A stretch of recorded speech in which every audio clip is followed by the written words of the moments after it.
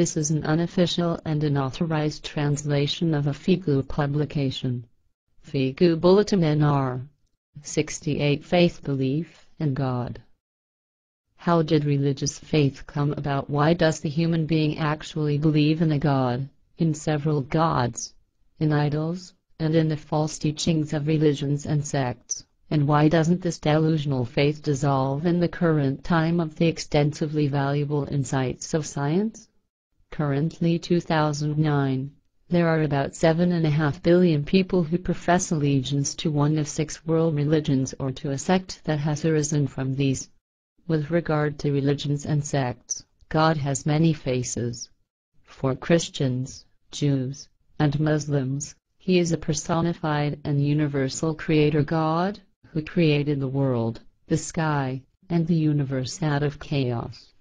The human being is considered as a God-created pinnacle, whereby at the end of time, He is promised a paradisiacal existence of man and God. The religions of Asia, however, know no face of a God, respectively no person, but rather a divine principle, a universal soul that is all-hearing, all-seeing, and all-understanding, and that pervades the entire universe, thus a form that can be compared in some way to the existence of the creation. But this does not mean that by this approximate comparison, the religious teachings of the Asian religions could be brought into harmony with the spirit teachings, because these religions are also far from the creation-given teachings of the truth, teachings of spirit, and teachings of life. The Christians pray to Jesus, the Holy Spirit, and to God the Father. The Muslims pray to Allah. Others follow the commandments of the Torah or strive for an end of their rebirths. Many make a pilgrimage to Jerusalem and Bethlehem, others to the Kaaba in Mecca or to Mount Kailash in Tibet, and so on.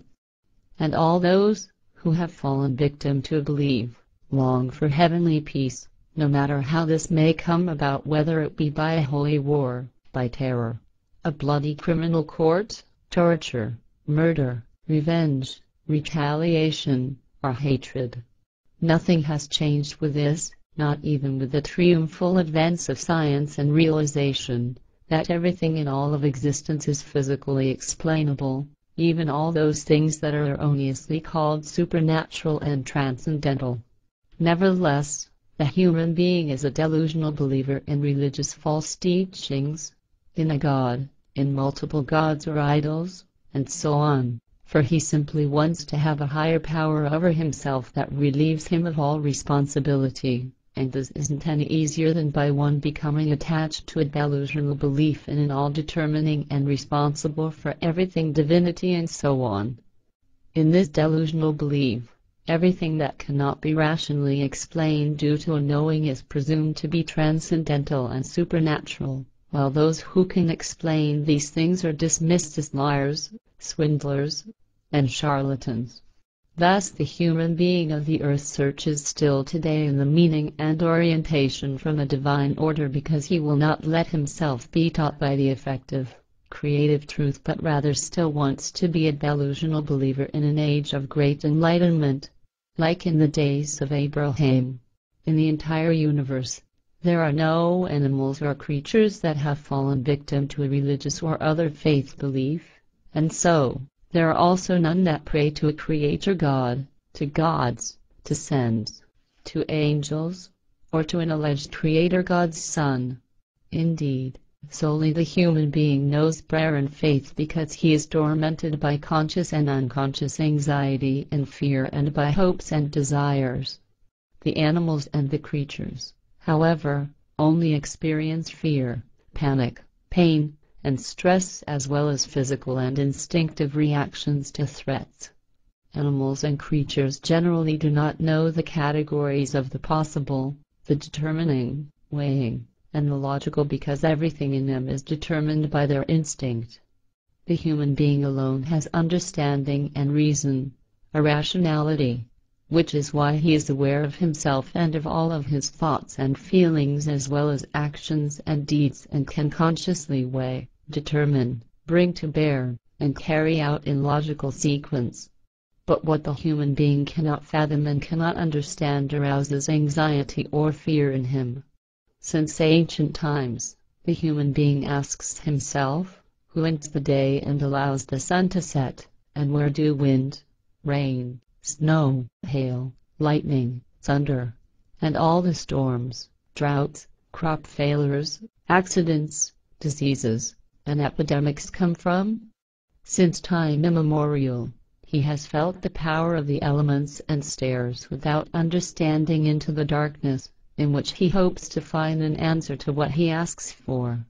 And the fact is, if one stares into the darkness long enough, then various things will appear, hoped for illusions, visions, and all kinds of other things.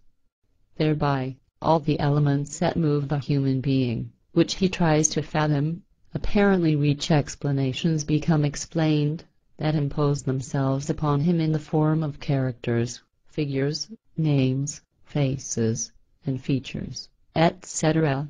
In this way, there originated Re, the sun god of the Egyptians; Thoth, the god of the moon; Agni, the fire god of the Hindus; and Indra, the god of the rain, and so on.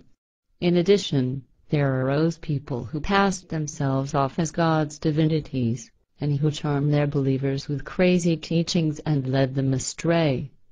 Thus, it happened gradually that the people of the world populated everything with gods and idols: the sky and the earth, the water and soil, the springs, brooks, rivers, streams, lakes and seas, as well as the forests, jungles, the mountains and deserts, the air, the wind, lightning and thunder, and everything conceivably possible. By these divinities and idols, and by alleged spiritual beings, etc., the human being, since time immemorial, tried and tries to explain all of what exists, what happens, what is born, evolves, and disappears.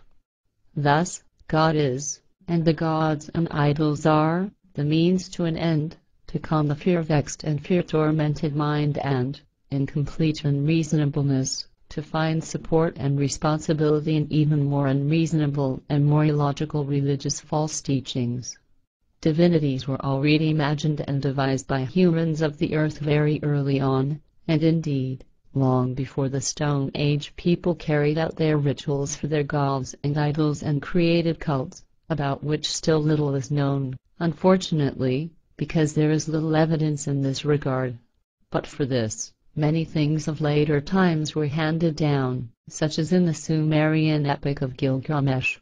In this early myth, which traces back to an age of almost 4,000 years, there is talk of the god Enlil, who called upon the winds and the flood, so that the cruel sea would devour everything, as this is described in many portrayals of the deluge. Thus, it is stated in the myth, and the earth roared like a bull. There, Enlil, the lord of the winds, sent the flood to drown the shouting and the noise. The fact that this myth has been taken over by Christianity should not be surprising for those who know that this religion stole much from the myths of other nations, such as also the history of Moses, who was suspended in the Nile. Also the Inuit, respectively Eskimos, raw meat eaters, are not excluded from the faith in divinities. Consequently, their magic priests plead to the goddess Arnakwagsok, in order to be able to kill seals and whales if they suffer hunger, and if they have not yet fallen hopelessly to Christianity. The goddess is supposed to live in a white palace at the bottom of the sea. According to the old customary delusional belief of the human being, the monotheistic God commands over life and death, like also numerous gods and idols are supposed to do that. Consequently, they should be appeased. As a result, sacrifices are brought to a god and to the gods and idols, such as flowers, fruits and vegetables, animals and creatures, money, all kinds of religious objects, and even humans. Since early times, the whole thing was connected with magic rituals, from which indigenous religions originated.